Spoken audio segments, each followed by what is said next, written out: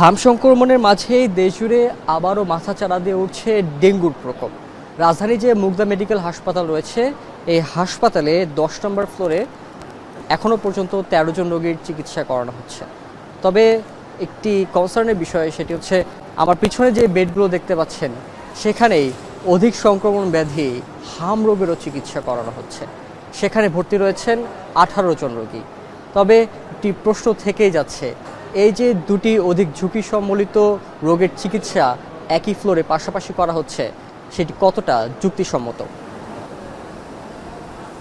এ কারণে হাসপাতালে ভর্তি রোগীদের মধ্যে তৈরি হয়েছে আতঙ্ক।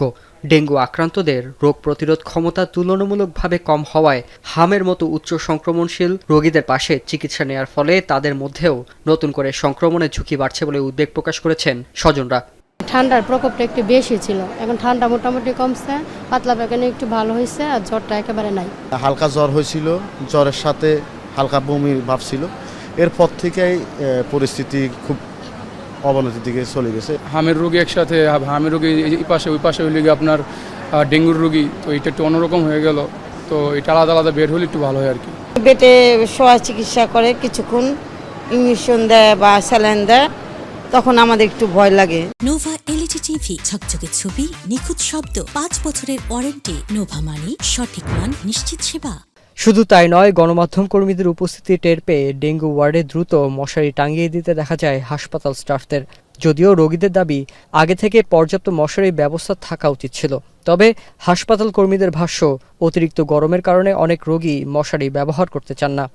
সত্য কথা, যারা গরমের জন্য যে আপনি এখন আছেন না, কতক্ষণ টাঙাবে দেখেন, আপনি কতক্ষণ পরে আবার খুলে ফেলাইবে গরমে, ওরাই চিল্লাচিল্লি করে। তবে সামগ্রিক চিকিৎসা সেবা নিয়ে সন্তুষ্টির কথা জানিয়েছেন কয়েকজন রোগী। যদিও নির্ধারিত সময়ে চিকিৎসকদের উপস্থিতি নিয়ে অভিযোগ রয়েছে তাদের মধ্যে।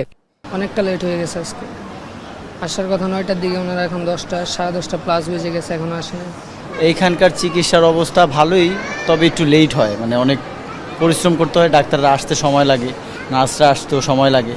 এসব অভিযোগের বিষয়ে মুগদা মেডিকেল হাসপাতালের উপপরিচালক বলেন, রোগীর চাপ হাসপাতালের সক্ষমতার বাইরে চলে যাওয়ায় বাধ্য হয়েই একই ফ্লোরে হাম ও ডেঙ্গু রোগীদের চিকিৎসা দিতে হচ্ছে।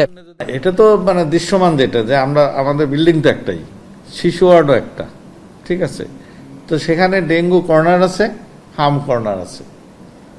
সেখানে আমরা যাতে মানে ওই ইনফেকশাস যে ইনফেক্টিভিটির যে বিষয়টা সায়েন্টিফিক, সেটা আপনাকে ব্যাখ্যা দিলাম, আমরা সেভাবে চেষ্টা করতেছি এবং এতে সমস্যা নেই। হাসপাতাল সূত্রে জানা গেছে, বর্তমানে মুগদা মেডিকেলে হাম ও উপসর্গ নিয়ে ভর্তি আছেন 76 জন রোগী। পাশাপাশি ডেঙ্গু আক্রান্ত হয়ে চিকিৎসাধীন রয়েছেন আরও 16 জন।